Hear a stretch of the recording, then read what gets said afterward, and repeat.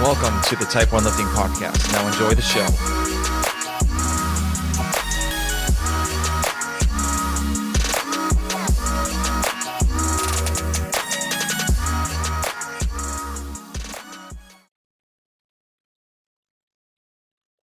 All right, guys, I want to tell you a little bit about Type 1 Lifting. So Type 1 Lifting is a clothing brand that proceeds of the shirts, the hats, and everything else go to the Children's Diabetes Foundation. This whole t-shirt company started from me taking care of a 5-year-old girl from the emergency department at the Children's Hospital I worked at in Atlanta for a while back. I thought I needed to do a little bit more than kind of just talk about my story.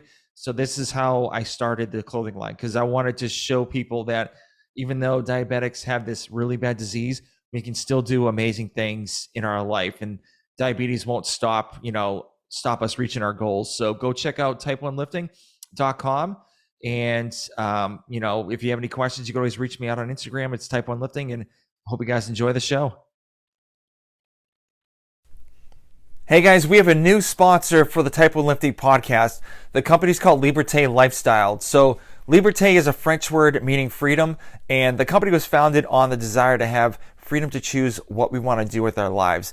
I actually had the owner, Nicole, on my podcast on episode 28, so if you want to go back and listen to her, she talks about how she started the company and what she wants to do in the future with the company, which is pretty cool. So they actually have knee sleeves, wrist wraps, shirts, shorts.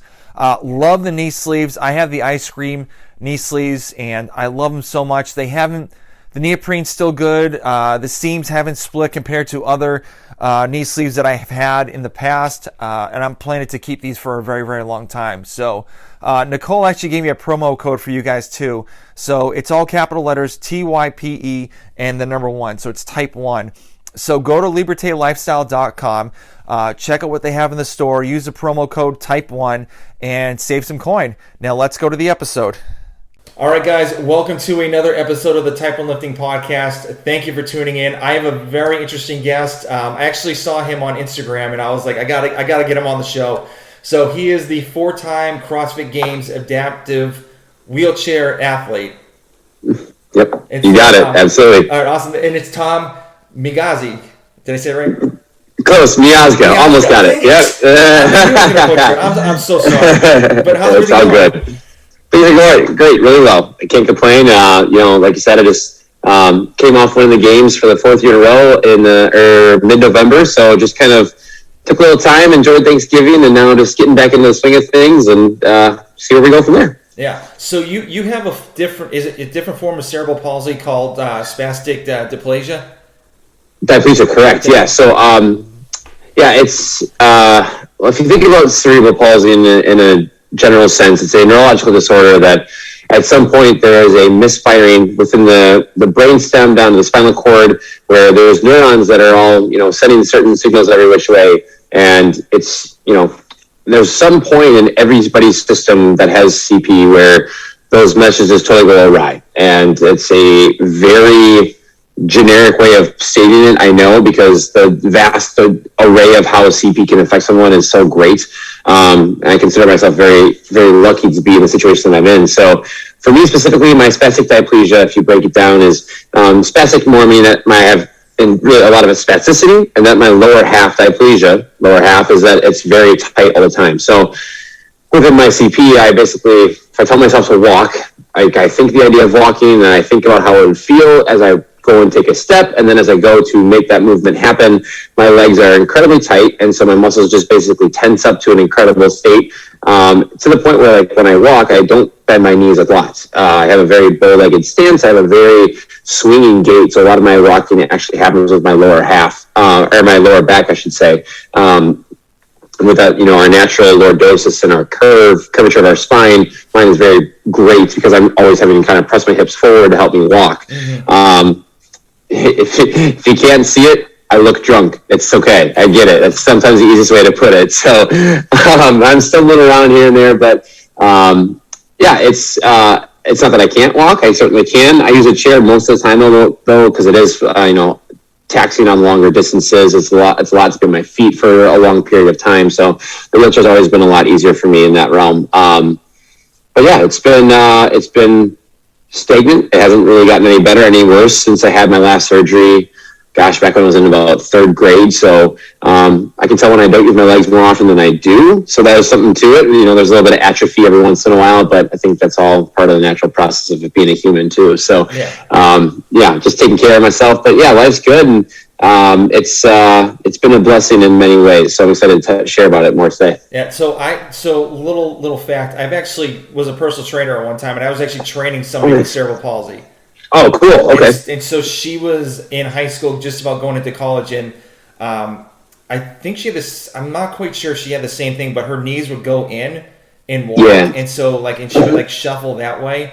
But obviously, she would use a wheelchair when she's at school or whatnot. But when she went to the gym, she came in here, and so my main thing was she was weak on the left hand side, so I'd make her do a lot of single arm movements, single leg movements, wall sits, and put a barrier between her legs to kind of work on the insides and outsides of her legs doing wall sits. Right. So awesome. Very cool. Yeah. That sounds very similar. So obviously with the neurological side of it all, as CP develops, it has physical implications, right? So obviously there's a lot of movements that, when you're a toddler or your infancy, when your muscles are so tight like that, for instance, my hips never fully opened as a toddler because my hip flexors were so tight, and I didn't have any really, firing of my adductors or abductors for that matter, that everything kind of just stayed closely knit. And so, yeah, I'm the same way. My knees kind of bow in a little bit weird when I stand upright, not when I walk as much, but yeah. And so any sort of squatting that I do, I have to put a ball or a foam block in between my knees just to make sure I can get that really nice adductor firing and making sure that I'm getting this, knees right over the toes and making sure I got that nice 90 degree at the front. Yeah. So I saw your video of you squatting 300, which was super impressive. So. Thanks, man. Yeah, that was fun. So pretty much is that how you typically squat? So for the listeners, he was on the rig. His hands were on the bars in front of him to the sides, and he kind of squatted down with a horse. What are they? A horseshoe bar? Squat bar? Yeah, it's called a safety squat bar. Yeah. So, made by Rogue. Yep. Yeah. So he actually squatted down with that with 300 pounds on it, which was super impressive. Wow, that's awesome. Yeah. I guess that's the thing with CP too, is that it's not that the strength isn't there; it's more the coordination and the mobility to do that kind of thing. I remember before I even found CrossFit, and in my former life as a competitive swimmer, I'd often go to our local, 24-hour Gold similar gym, right? And I use Smith machines for squatting, and I just having that extra rebound and that little bit of assistance to that was always a great way for me to start. And I've always found with any sort of thing that I'm trying to achieve, whether it be some sort of squat or whether it was handstand walking in CrossFit, it was always going to get better. It was just a matter of how patient I was willing to be with it. And so I feel for the most part I have pretty good hip function. My hip flexors could probably kill somebody if you pulled them out and try to beat someone with it. But beyond that, right, the knee flexibility is there. The ankle mobility is relatively there. So squatting with the safety squat bar has always been a really nice way for me to incorporate just some daily living in my CrossFit life, right? As I compete in CrossFit, I'm doing most things from a seated position, so I'm not using my lower half that much. So for me, I love CrossFit, I love competing, but I found CrossFit for daily life purposes, and knowing that I'm 30 now, that even when I'm 40 or heck 50, I can still get on my feet and walk around, or I can pick up my kids, no problem, those kind of things. So, and that's what we got involved in squatting. So it was really nice to have that resource. I don't think every gym has that bar, and they're actually about 70 pounds, so they're a bit heavier than a traditional barbell. And for me, it really started even before that was just doing basic air squats, holding onto the rig without any sort of weight on top. I had change plates underneath my ankles. I would do, just onto a bench, or I would go even to a really high box to start and just work my way slowly through it. And that's when the Smith machine, or the safety bar really just became a nice, all the time thing. I just got into a point where I felt comfortable. I was getting enough adductor and glute flexion to make sure that I could really stand that thing up again. And in training in our programming, we had a 10 rep max, about 6 weeks ago, and I hit 250, and I was like, that doesn't seem normal. I was like, that's pretty cool. And so we had the bittersweet chance to go for a 1 rep last Monday. And so, yeah, if I can hit 10 at 350 or 250, I can hit 1 at 300. And I hit 280, felt pretty good. I went down for 300 and I sat down for it and I started to come back up and I was like, okay, this might be the max right now. But it was definitely really cool just to know like how sore I was the next day. I don't think most people would, you think about a 1 rep and how taxing it can be. But for me, I was like really pumped to know that I was really hitting those muscles and targeting that so well. I know some people ask me like, how much were you using your arms? And it was like, it looks like I'm tense, like, and I am, because I'm gripping for dear life, not to help pull myself up, but more just to make sure I don't fall backwards, right? I'm just making sure I'm staying upright, and as though, as grounded as I was in my heels, like, there's no reason my hips couldn't just pop forward and I lose that bar behind me. So that was more to just stay stable and just feeling the firing that I did the next day through my glutes and my hamstrings and everything. I was like, that's awesome to know that like I've been able to come that far and be able to succeed like that. So it was a big win. Yeah. Cool. So have you ever heard of velocity-based training?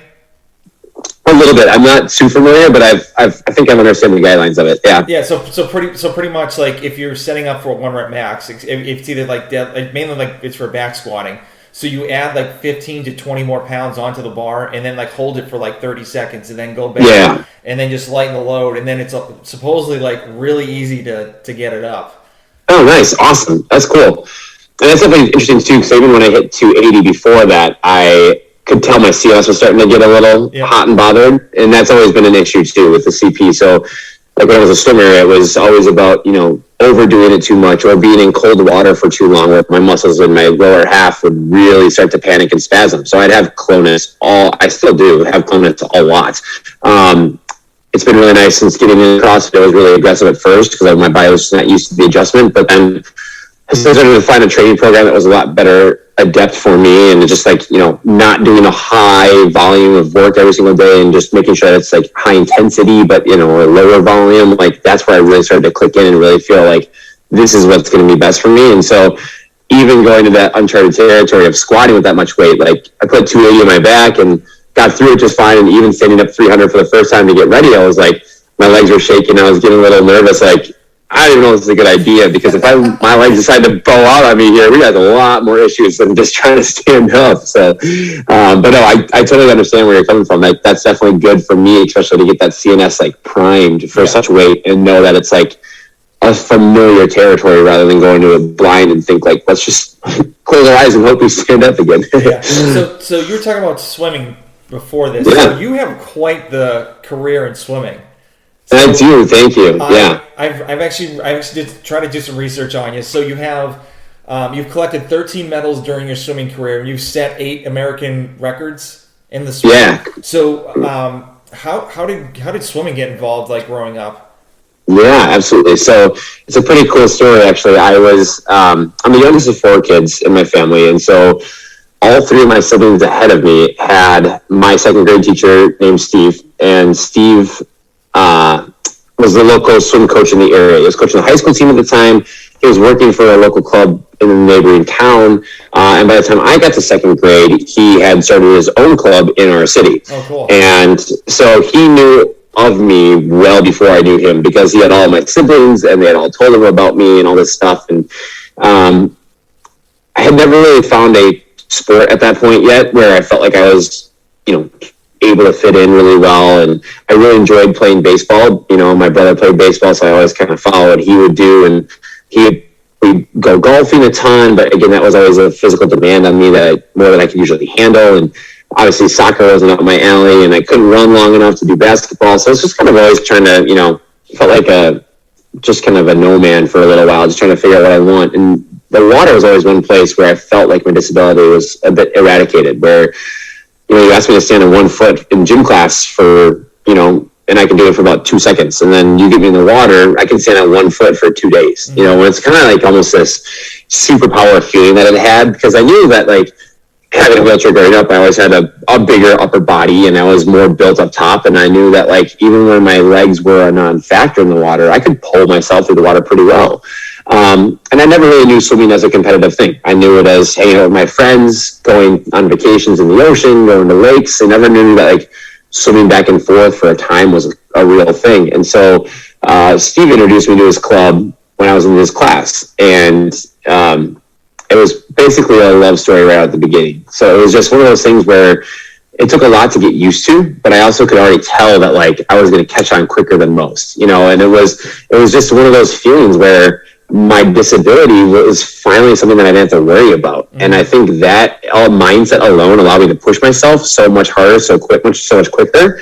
And so I ended up swimming from like 2nd to 5th grade, and Steve was my coach. We built this fantastic relationship, and it was incredible. And then I had my last surgery, which gave me a little bit more hip mobility. We went in and they hand lengthened like my Achilles, my calves, my quads, and actually got me up on my feet enough that I could actually play baseball. And so that was always kind of the true thing and the true passion. And so I played baseball through middle school, and then it was back in high school. I was a freshman. I was on our student council, and I was helping set up for our homecoming dance, I think, in the gym on a Saturday morning. And I'm going around and, you know, context, I hadn't seen Steve at this point since I left the elementary school in 5th grade. And so, you know, he and I were buddies, super great friends, and all of a sudden I was like, gotta go, bye. And just totally left everything.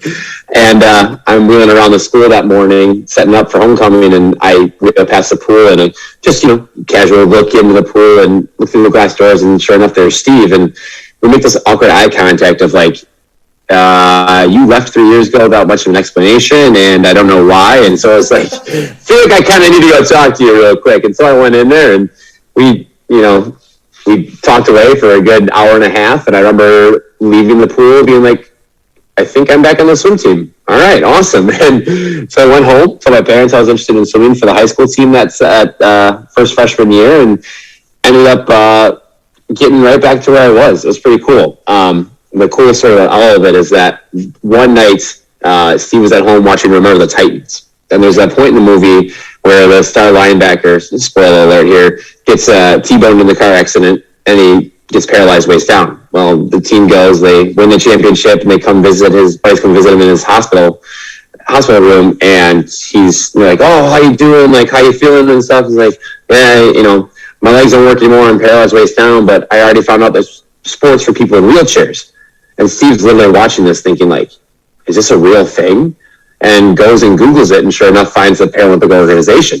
So the next day he brings in this whole stack of papers. You know, it's like a dictionary-sized stack of papers about everything in Paralympics and how there's different classifications, and you swim against people that have CP like you, and you can go to all these different level meets. And it was one of those things where what it's always stood out so much about this is that no one ever asked Steve to do this, mm-hmm. right? And nobody ever asked him to reach out to the guy in the wheelchair and find a connection and make him feel like he's somebody. It was just something that he always did because he wanted to and knew that there was potential that I hadn't found in myself yet. And that's why we've always bonded for so long, and that he was so incredible and such an incredible figure in my life, is that he just saw so much more in myself that I could ever see. Right. And he told me that day when he was talking about the Paralympics, he was like, I've been to every single level of swimming up to the Olympic Games at this point. And if anybody's going to get me there, it's going to be you. And I'm like, I'm crying like, oh, that's so nice of you. I'm like, sir, yes, sir. At the same time, like, let's go. You know, I'm all fired up. And not 2 months later, we go to our first national meet. I get myself classified and swimming my races pretty well. Ended up doing pretty successfully, and not 3 months later, I'm down in Rio de Janeiro, Brazil, swimming at the Pan Am Games, and won 6 medals in 7 events. So I was like, all right, I think we found something here. So it just kind of took off from there. It was my junior into senior year summer of high school, so 17, when I ended up qualifying for the Beijing Games in 2008, and swam the 100 back and 400 meter freestyle over there, and got to complete the mission, you know, got to get Steve to the games, and it was awesome. He made the trip all the way over to Beijing with my family and got to watch there, and it was pretty incredible. So I ended up swimming all the way until 2015 when I formally hung it up. Long story short, if we had a whole other day to talk, swimming has been great, but also one of the biggest blessings was my biggest failure in that in 2012, I'm a junior in college. I'm at St. Louis University. I'm swimming for their D1 team and feeling like I'm bigger, faster, stronger, better than ever. And I really was. Like in the world rankings, I was showing that I was improving. And we were both thinking at that point, like, let's get ourselves on the podium. I didn't podium in Beijing. And it was like, you know, you're primed in this 100 backstroke to make a move. And how people qualify for the Paralympic team are very different than the Olympic team. in the Olympic side of things, if you're top 2 in your event, you basically qualify to go. And in the Paralympic swimming world, there are 14 different classifications of disabilities that all kind of swim relative to each other. And so if you do that with every single event for every single class, you're basically taking everybody that shows up to the meet to the games. So it's not very fair. And so everything is based off of world rankings. And so basically whatever your fastest time is when you get to that meet, they re-enter you in the world rankings based on that time, and hope you're high enough, right? So in 2008, we got to take 20 guys to Beijing, but in 2012, we only got to take 13, I believe, or 12. So it was, the number had dwindled quite a bit. We lost a lot of guys to retirement that we hadn't really filled the void. And then we just didn't have as successful of a world championships the year prior to help get more slots. 9 guys had qualified automatically to the team for being top 3 in the world at trials. And then 2 guys after that were 4th in the world, so they automatically qualified next. And so then for the 12th spot, I had finished, I believe it was 6th in the world in the 100 back. Like, I won my event at trials and everything. Would have made top 8 easily at the game, so, been in a good spot to at least have made it. But myself and another individual were both tied for 6th in the world in our relative events. And then at that point, if there's a tiebreaker, it goes to how far off the 3rd place time in your event you are percent-wise. And had I been 1/100th of a second faster, I wouldn't have been sitting at home in August and letting him go to the meet, and I would have been gone instead. So my whole world totally flipped in 1/100th of a second. When people say life can't change on a dime, I'm like, I can prove you wrong, because I had left St. Louis University, took a leave of absence to come home and trade with Steve. I was in the physical therapy program where my whole schedule was basically set for me. And I was at a point where I couldn't take the classes I needed to move on to until that next spring when I had prior left. I left in the fall of 2011. And I'm like, okay, yeah, get through 2012. Like, you got to miss so much of the semester in the fall anyway because of the games. And then you'll go back in the spring of 2013 and pick up where you left off. Like, no big deal. Well, I didn't make it. I didn't have a job. I couldn't go back to SLU. I'd lose my financial tuition or my financial aid by breaking my leave of absence code of conduct. And so I was literally left with nothing. And so I ended up actually transferring to Marquette up here in Milwaukee, where I'm from, and got my elementary ed degree because Steve had actually helped me get a coaching job and the swim side of things. And quite honestly, I didn't really want to swim at that point. So I'm like, let's see if I can find something else about swimming to help me get engaged. And I instantly fell in love with coaching. And I knew, like, this is what I want to be doing. This is where I want to be the rest of my life. And so I built a life around that. So I went to Marquette to get the elementary ed degree. It reignited me enough to get back in the water. And I swam until 2015 when I finished my education degree. And I was all set on going to 2016 and trying to make it back to Rio and have this big redemption song. But I ended up hanging it up at my national meet because I was going into my student teaching semester. And as soon as that was done, it would be then the fall of 2016. And I'm like, into my head, I'm like, who's going to hire a first year's teacher who's got to miss the first month of the school year to go to the Paralympic Games? It was kind of a dilemma there where the pragmatics ended up taking over. And I never thought I'd see the day where I'd be so comfortable to stop swimming and like just stop training 12 times a week and going to the weight room and just literally mutilating my body sometimes just in the water. And I just so quick hung it up like it was nothing. And it was a very content moment that I'd never thought I'd experienced as I did. And ever since then, though, it's been fantastic. And that was actually what, the CrossFit then was because I left the swimming world.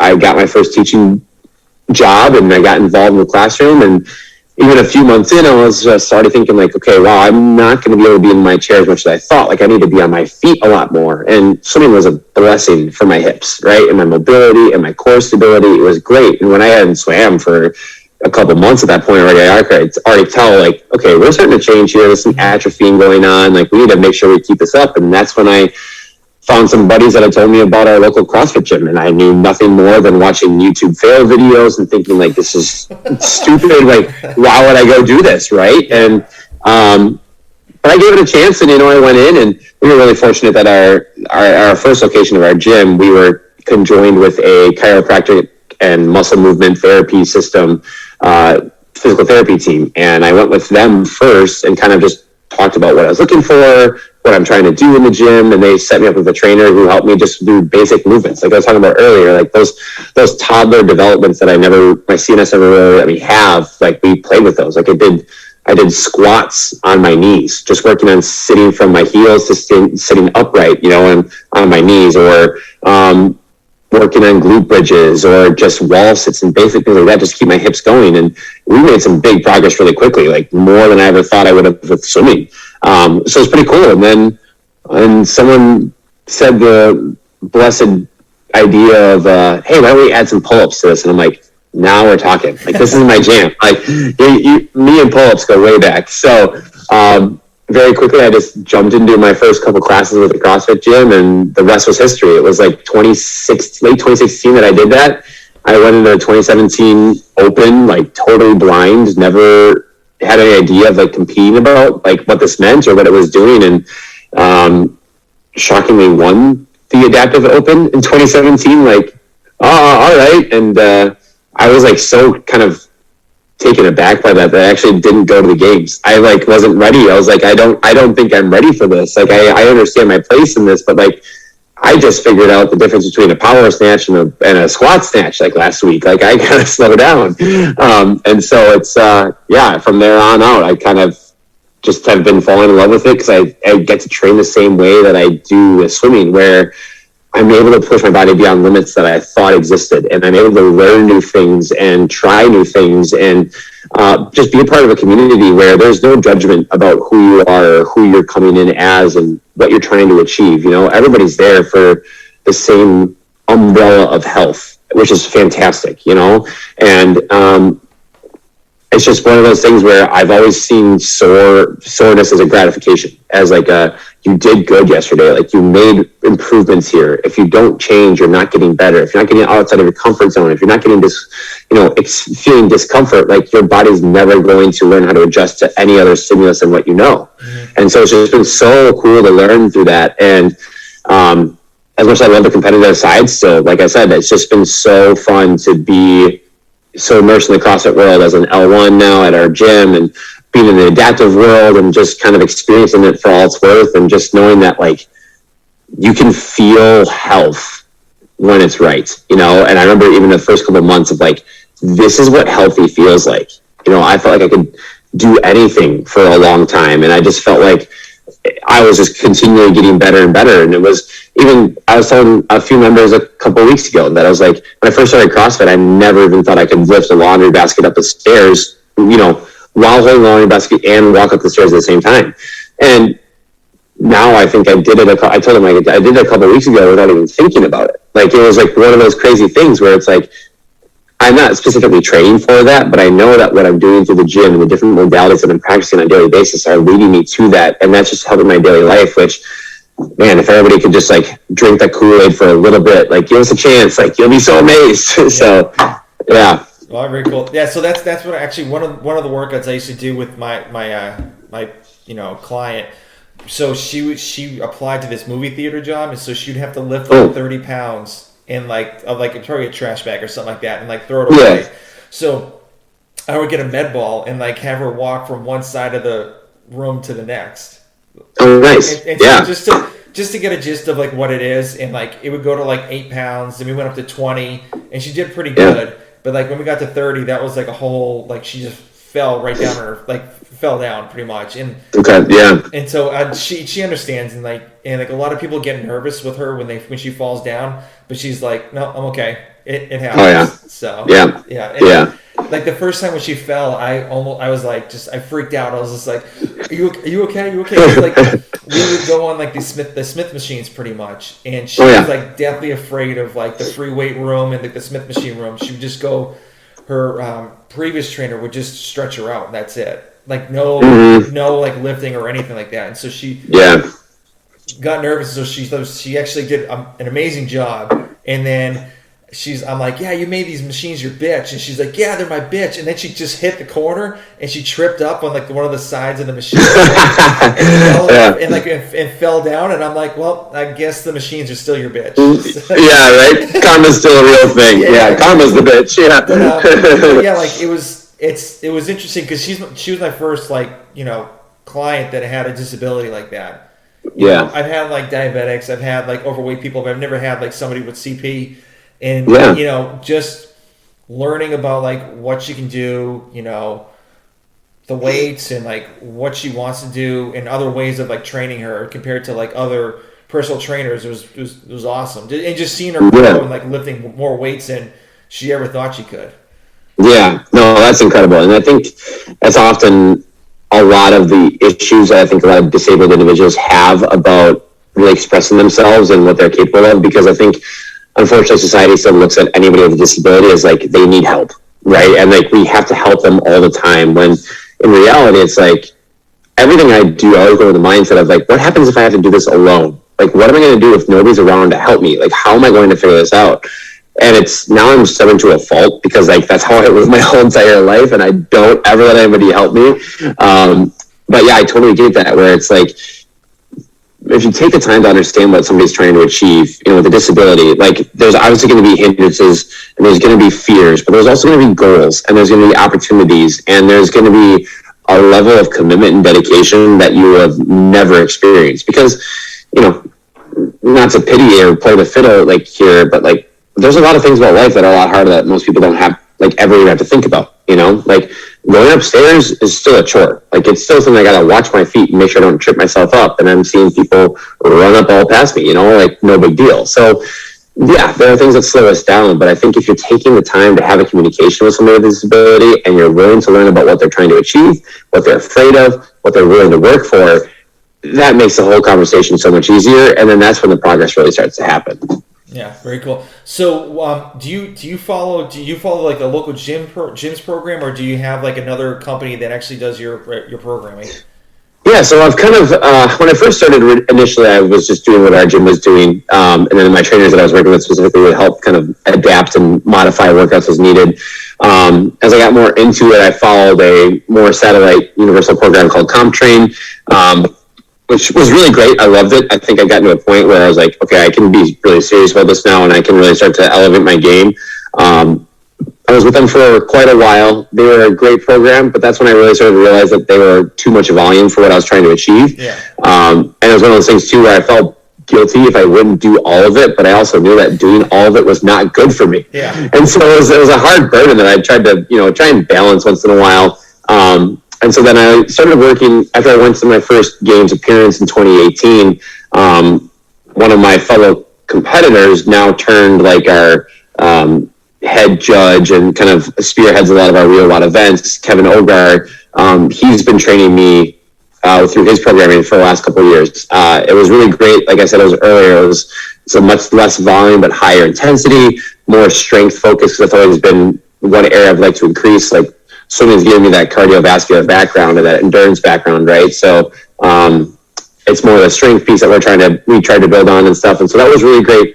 And I worked really well with Kevin. Him and I got along really well. And we've just recently had a couple of buddies from the gym now that are looking to get more serious and trying to make it onto a more games level athlete stance. And so we've been training together for a few months now, following a program called Training Think Tank. Mm-hmm. And they've been really cool in that, like, they don't try and do all the glitzy and glamoury stuff and make things really special and unique. Like, it's just like raw work of like, there's a 5-minute AMRAP. Go as hard as you can for 5 minutes on these simple, basic movements. And I really appreciate that, because one, it's easy for me to adapt to what I need to do, but most of the time I can do it straight up. And that's been really nice and really rewarding in that regard. So I still follow Kevin's strength programming. I still use him for a lot of those resources, but it's just really nice to have somebody in the gym to like train with and train next to.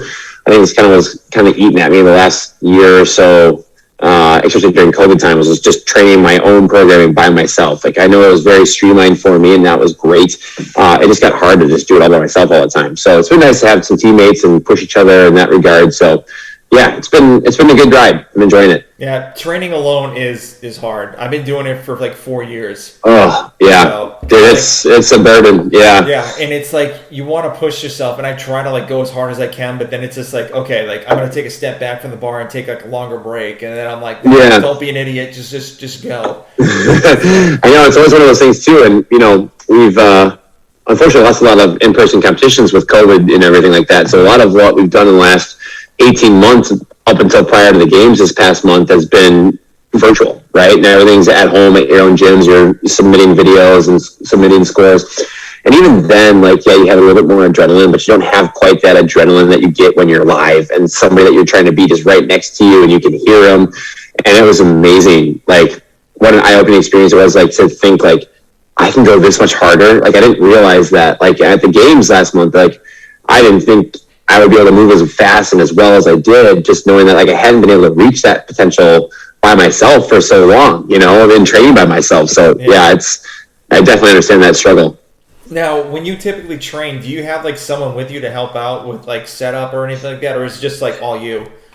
Not on a training daily basis, no. So my good buddy, who I'd equate to like the Steve of CrossFit, his name's Jason. So when I first joined CrossFit, Jason was the guy that really helped kind of get me involved in this wheel rod thing. We've been doing this journey together.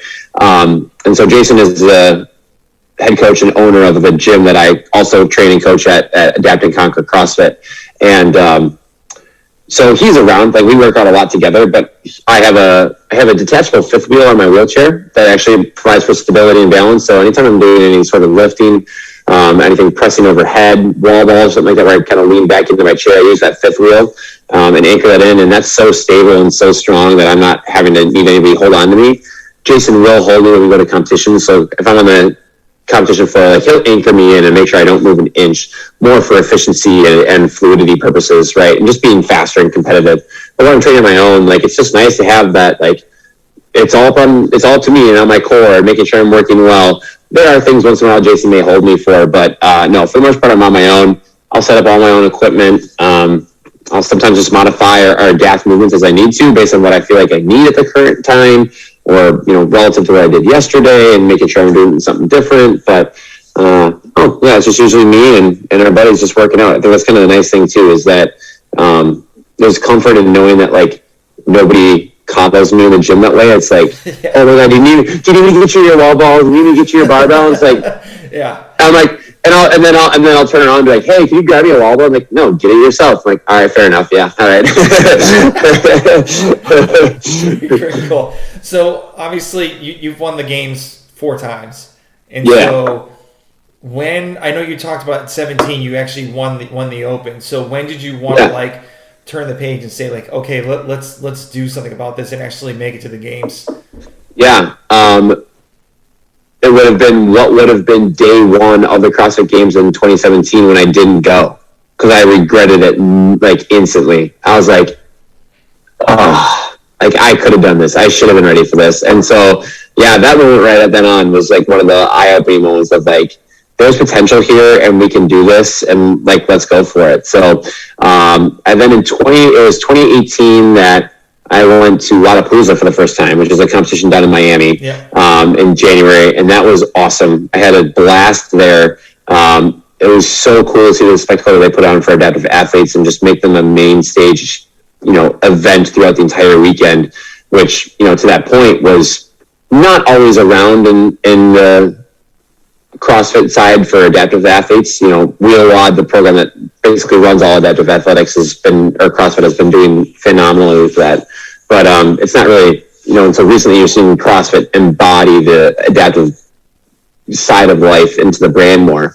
So I went there, and then from then on, it was like, so I had a pretty wonky schedule. I was actually still teaching. I'm actually no longer teaching now. So I was still teaching the first year that we opened up a new site of our swim club that I now run. And ironically, it's with Steve. So Steve and I now run the swim club that I was a part of all my life and stuff. So back in 2018 was that same year. So it was my last year teaching. We also started this new site of our club in the district I was at. And all of a sudden I found myself with 2 full-time jobs. I was still trying to train to be this big, you know, competitive athlete. And I was, you know, just running myself so thin, like, to the point where I was actually working out, doing these 2.5-hour comp train workouts at like 8:30 at night, if I was lucky, more like 9:30, and then being up again at 4 a.m. the next day. And oftentimes I was so worn out or so, like, unmotivated to train that I had to find something to get me, like, excited about it. And I was the only one, obviously, at the gym at the time, was out there by my own in the dark. And so I made the secret project of learning how to do handstand push-ups. And I was like, you know what? Like, people are not going to expect this when you're in a wheelchair. Like, they're going to be like, And even myself, I was like, there's no reason I should be walking on my hands. Like, that does not make any sense. That's completely contradictory to what a wheelchair athlete would look like. And it started so simple of just like literally just pivoting onto my head and just doing a headstand with my hands, just on the wall and like getting used to that upside down feeling the activation of the press and making sure you're like understanding where your muscles are going to go, how's your core going to react, where are my feet doing above my head, right? And so that worked into like handstand descents, where you're just eccentric descents and just like really slowing and controlling yourself down, really feeling that good activation. And then it turned into handstand push-ups. And then all of a sudden it turned into handstand walking. And it was just kind of like, okay, this is pretty cool. So I remember I posted a video of me doing it on my Instagram in like probably like a month or two after Wadapalooza. And it totally blew up. Like CrossFit reposted it. Yep. Like CBS Sports reposted it. Like everyone's like, oh, look at the strength of this guy. And so that's when I really started to realize that like, I don't need to be confounded by what I think an athlete needs to be, right? Or what it should look like. And so I trained myself as if I was, a games athlete. I would work really heavy cleans from my chair, and I would work with, big weights as much as possible. And I'd push myself to do things that didn't seem normal. Like I'd wear a weight vest for everything. I was doing all my pull-ups out of my chair and, working on bar muscle-ups and ring muscle-ups and all these different movements that like, I knew I had the strength for. It was just a matter of learning how to function appropriately and adapt them and getting the kinesthetic of it all in my body to like work together. And so, as long as I've gone in with like a never say die attitude, like it's always paid off. And so, like I said, some things have taken a little bit longer and taken more patience to figure out. But no, I'm at a point right now where I feel like I have every single tool I need in my toolkit for CrossFit to be successful, which has just been so cool. And so it's been really fun in that regard to see that pay off on the competitive side,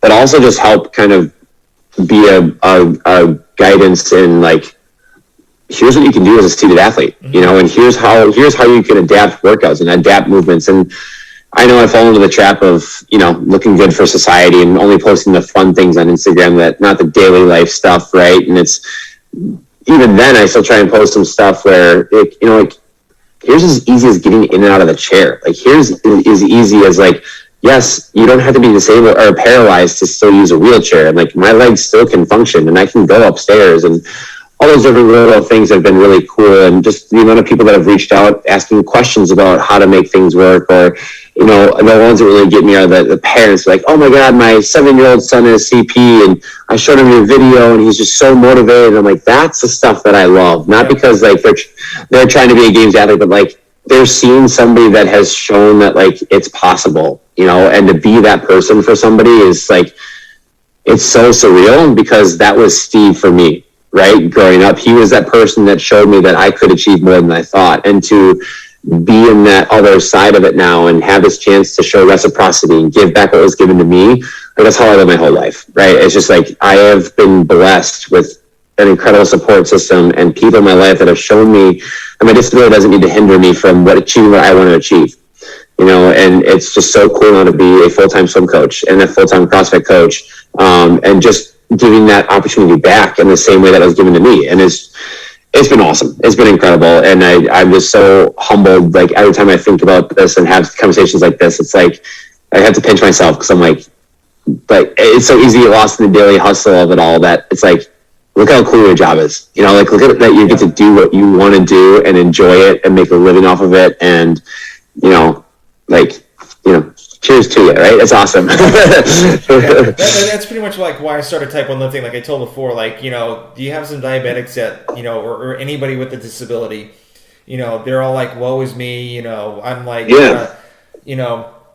handicapped with this like certain disease. And it's like, no, I mean, you can still do amazing things with a disability or disease. Just like look at all these people. And exhibit A, like your ring muscle ups are probably better than mine.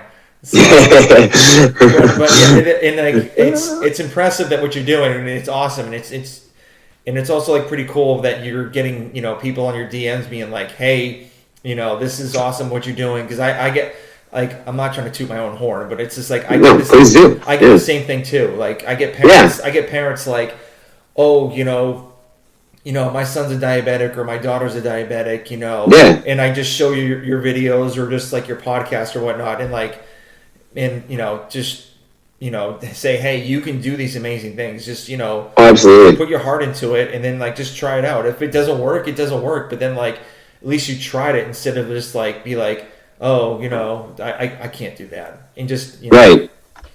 And I think it's just so cool to have that perspective and have that opportunity. And at the same time, it's very different. I was forced to grow up really young, right? I was forced to be mature and have to look at life a lot differently. And, like just having to go through surgeries as a young kid and not be able to do all the things that my friends are doing at recess. Like it was different. And it just asked me to look at life in a different lens and say, what really is success? Is it plaques? Is it medals? Is it trophies? Is it beating other people? I'm like, no, it's just about learning about what your abilities are right now and learning how to progress them to something that's better than they were before. And I told my kids, I was a 6th grade math teacher. And so I told them all the time with fractions or decimals or things they didn't like doing. I'm like, there are multiple ways to do this and still get the right answer. Mm-hmm. It doesn't matter how you go with that approach, as long as you're giving yourself to that approach and learning what you're learning about, or taking that to heart and saying, like, this is what works best for me. Like, I'm better when I do it this way. And we got the same answer, even though we do it a different way. That's how it is with life. I have to take an elevator. Sorry, I'll meet you up there when I get up there. I'm going to be a little bit behind, but I'll catch up. Yeah. Like, I mean, that's simple. But it's one of those things, oftentimes as a disabled individual, like, those thoughts go through your head of like, oh my God, I'm holding everybody up, or I'm making them wait forever because I have to go this different route. But it's like, what choice do I have? I'm not gonna make a big scene by hoisting my chair up and walking up the stairs, which is probably slower than an elevator. Like it's just the fact of life is that we're all uniquely ourselves, but we all share an embodied characteristic that success is just an internal ability to believe that you're capable of something that you may not see right now. Yeah, completely agree. And most of the people like understand that, like, okay, he's taking the elevator. It's going to be a little bit slower, or whatever. At least he's going to come up there anyway. Yeah, exactly. Yeah. Very cool. So has CrossFit ever like reached out to you about like being an adaptive athlete and how you or like your 2 cents can make the adaptive athletes like events better? Not CrossFit specifically, I wouldn't say so. I've been very fortunate to be around some people that have had a lot of involvement in CrossFit. And Kevin, that I mentioned earlier, Kevin Ogar himself, he works directly through CrossFit. So he is a part of the organization. He is somebody that actually goes around and he's a seminar staff member. So he goes and certifies people to get he coaches on how to get their certification. So he gets you L1 certification, your level 2 certification, and even higher. So Kevin actually had an accident back in 2007, a ricochet barbell accident. So he oversnatched, and as the bar fell behind him, he fell backwards, and as the bar came up, it collapsed on him and severed his spine. And so he's paralyzed waist down. Was that like a viral video that popped up like a while back? It probably was, yeah. I don't know. I mean, the one I saw, he was like wearing a blue shirt or something like that, and he like probably, and he fell yeah, I think so. So yeah, yep. So that's Kevin, yeah. And so Kevin was at that time, he was even like a high regionals, ready to make the games athlete. Incredibly strong, still is incredibly strong, but yeah, it totally flipped his life upside down. But he had been known in the CrossFit world for a very long time, and CrossFit was very quick to help him in his recovery and in his process. And in the end, he knew he wanted to give back, and so he got involved in the seminar side of CrossFit. And then they really used him as a resource as far as getting the adaptive world incorporated. And so along with him, and then Chris Stoutenberg, who's a former Canadian wheelchair basketball player, Paralympic Games MVP, 4-time gold medalist. They together have been working tirelessly to help CrossFit be more inclusive to every ability out there. So Chris himself started the WheelWOD organization, which is the adaptive WheelWOD, CrossFit Games and everything, the CrossFit that you see. And so those two guys alone have really spearheaded everything. I've been fortunate enough to have some conversations with some people, but I think my civic duty is more just continuing to promote that it's out there, that's available, showing my abilities out there, and just being another example of what CrossFit can embody for anybody, really. Yeah. So would you consider yourself the GOAT for the wheelchair athletes for the games? You can't ask me to toot my own horn like that. That's so aggressive. I will say this: I'm very humbled to have had the success that I've had, and it's been pretty fun to dominate as I've dominated. So, and it's even pretty cool from like 4 years ago to see the adaptive side of CrossFit actually grow even bigger. So. Absolutely. Yeah, no, entirely. And I think even within the seated world, just to see the number of guys coming out from different realms, and I came from a Paralympic swimming background, but I've seen at least 3 or 4 guys that have come from Paralympic sled hockey. We have guys that are competing in parallel powerlifting or weightlifting right now. So, I mean, there are some serious athletes that are finding CrossFit maybe as a training device for their other sports, but then soon learning that they have potential, as a CrossFit athlete. So, it's been really cool to see it develop as it has. And, when I first went to my games experience in 2018, it was cool because I'd never experienced it before. But then you've got adaptive athletes now competing in Madison on a yearly basis. And I know not everybody's excited about it, and I'm personally not myself either, but, they've gotten all 8 disability classes of adaptive athletes, involved in CrossFit in some fashion. We were hoping that more of us would have been involved in Madison next year at the actual physical games, but they did incorporate us in a semifinal this year. So post-open, there's more than there was last year. And just being in Paralympic swimming for so long and being in a very sport,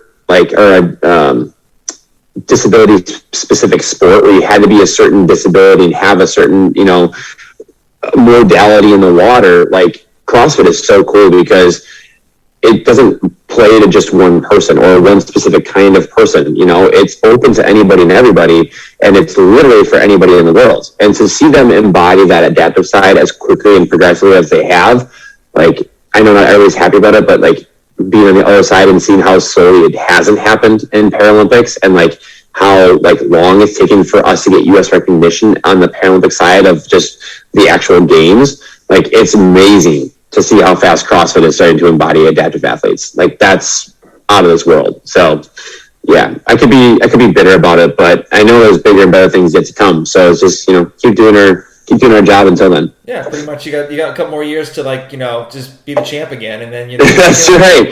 That's right. I know these old bones are getting old. That's all I'm saying. 30's getting up there. I'm a fan, so. Very cool. So we're getting close to the end. So sure.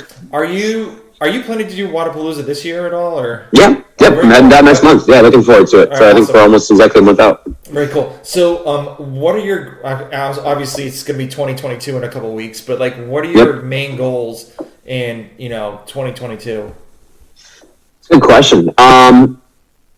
As you've kind of mentioned a little bit already, I love the coaching side of it. I really enjoy that, and I would really love to get myself more involved with the Adaptive Training Academy. So they are like Kevin and Stouty and Alex Zirkenbach, who basically started that CrossFit certification for adaptive training for CrossFit, and they have since then kind of broken away and become their own sanctioned ATA, as they call it, Adaptive Training Academy. And so they travel as any L1 staff member does, going somewhere across the country for a weekend once a month like that, and just providing trainings about how to be a coach for adaptive athletes. And that would be something I would love to be a part of and just get involved with that. That'd be so cool. Again, just another opportunity for me to kind of embody multiple passions at once and really enjoy and share that passion with other people. I really look forward to the competitive side of CrossFit yet. I'm excited and eager about the opportunities that CrossFit is providing to adaptive athletes and having the semifinal. So we'll take that on full head on and keep training hard for that. And then really just a lot of personal work goals of continuing to grow the swim club and continuing to grow our gym and make sure we're a space that's welcoming to anybody and everybody, and hopefully get a few more adaptive athletes. I'm actually kind of premature to 2022. I'm actually taking my first disabled athlete to his first Paralympic swim meet this weekend. Oh, so cool. yeah, so over in Greensboro, North Carolina. So I'm really excited about that, just because it's another, again, full circle moment where it's like the swimmer turned coach, and I'll probably see a whole bunch of all my old coaches on deck, and now I get to share a stopwatch instead of getting yelled at. So it's nice. Awesome. Very cool. Very cool. Yeah. So do you have like a favorite book that you like to read like over and over again? Ooh, I hate to be that guy. I'm not a huge reader. Okay. I can't lie. I've read a few books. One that was swimming related, but felt very relatable in many different ways, and probably to most people, it's called Gold in the Water. It's actually about a team of 4 different athletes that were all vying for Olympic spots back in the 80s. And it's very interesting to just see the difference in personalities between the 4 athletes and how they all somehow kind of like clicked together, and ironically had a lot of the same successes and failures that they showed and described in the true story book. So I just found that really motivating in a lot of ways. That was always a great one. I was a huge fan of Ben Bergeron's Chasing Excellence book. I thought it was a really, really great read for anybody that's just looking for some motivation in life. I mean, you're going to find every page is a quote you can pull out and put on the wall and remember the rest of your life. So it's a lot in that regard, but I thought it was just really cool because I think a lot of what I read is what I try to embody as a coach or as a person on a daily basis. So that's always kind of fun. But yeah, I don't know. I'm not a huge reader, but I definitely do enjoy. I make sure I enjoy what I'm reading when I read. Very cool. So, what's in your gym bag? Oh, my gym bag. Okay, well, plenty of products from Equip Products. I have to shout out to them because they are the number one manufacturer for all adaptive needs. So they create the lap mat. So when I'm lifting and pulling things like a heavy barbell off my lap, it's a nice sponge and solid surface that just covers your lap, protects your femurs, and all that good stuff from the barbell. There's always a little canister of C4 if I ever need that little pickup, So just I won't even begin to admit how much dry C4 shots I took at the games just to make sure I was ready for each event, but that happened. Look at old lacrosse ball. Got to make sure you're mobile, ready to go. I don't know. Usually not a lot. It's and the fifth wheel, of course. Got to have the fifth wheel. Make sure you're ready to lift. But yep, usually it's just get to the gym, pull up the weights, and let's just start cranking. Very cool. So, what would you tell somebody that's trying to get into CrossFit or the CrossFit Games with CP? Advocate for yourself. The biggest thing that it always comes down to being successful or not is having the right support system, but they're never going to know if you're not willing to be open about how you feel about things, about what you're capable of doing, what you're not capable of doing, and where you feel limits. I think that was the reason that Steve and I were so successful in the beginning of swimming, was that we were trying to do things that were more successful for me, and they were not traditional swimming skills. I had to do things for flip turns and diving up the block a lot differently than most. But, as we got further and further in our career, I was more and more comfortable saying, like, nah, dude, that didn't work out. Like, that's just not going to help me. I don't feel comfortable doing that, and those kind of things. And anybody with CP, I can assure them, or anybody with a disability in general, that there is somebody in your community, at a gym, at a fitness center, that's just willing to help you. Like, they are there. They are eager to work with you and excited to be a part of your life, as long as you're ready to be open to them. If you give them the resources they need, that's when success happens. Very cool. Love it. So let's just say, everything's said and done in your life. How do you want people to know you as? Oh, man. Throwing some bangers out there. Yeah, geez. Hit me there. I think it just... I would want to be that person that always saw positive in situations. And it's even when you say, like, when you and your client failed with a 30-pound bag, it was one of those moments where I see that and I say, like, okay, that's not a failure. We just saw that we got rid of a solution that's not going to work, not going to be the answer. We're one solution closer to finding the real answer. Like, yes. I feel like I've always been pretty optimistic and enthusiastic with life about that kind of thing. And I've been patient and persistent. And I think it's always paid off to help me see that there's always going to be a reason that things happen. And there's a reason that we are where we are in life. And it's only a stepping stone moving forward. So I think just always kind of knowing that I can be a positive light in somebody's life is really all I need, because I'm just so grateful knowing that I am where I am because of the people that allowed me to believe I could be there. Mm-hmm. So as long as I can be that somebody for somebody else, I'll definitely die a happy man. Very cool, very cool. So where can people reach out to you if they have any questions about, like, training with CP or anything else with, like, adaptive athletes? Yeah, sure. Well, personally, you can find me on any Instagram or Facebook. Just my name, Tom, and then Miazga, Miazga. So just find my handle there. Send me a DM. I'm usually pretty good about getting back to those. But definitely check out the WheelWOD website. Check out wheelwod.com. See everything that they are involved with. See all the different competitions and different events. They have a great gym finder registry as well, where they can help pinpoint gyms in your area that have adaptive certified trainers, along with the ATA program. So the Adaptive Training Academy has the same thing. They offer, like I said, monthly seminars all over the country. So check out their website, check out their dates, go and see what they can do to help kind of, just give you some more resources to get started or be that person for somebody. So, yeah. Very cool. Well, thank you very much for, taking the time, especially like off of coaching and stuff. So just come and talk to me. I know you're a busy guy, and I really do appreciate, learning more about CP, your experience as a CrossFit Games athlete, and what your plans are for the future. Yeah, thanks so much, Tom. I really enjoyed it. All right, have a good one.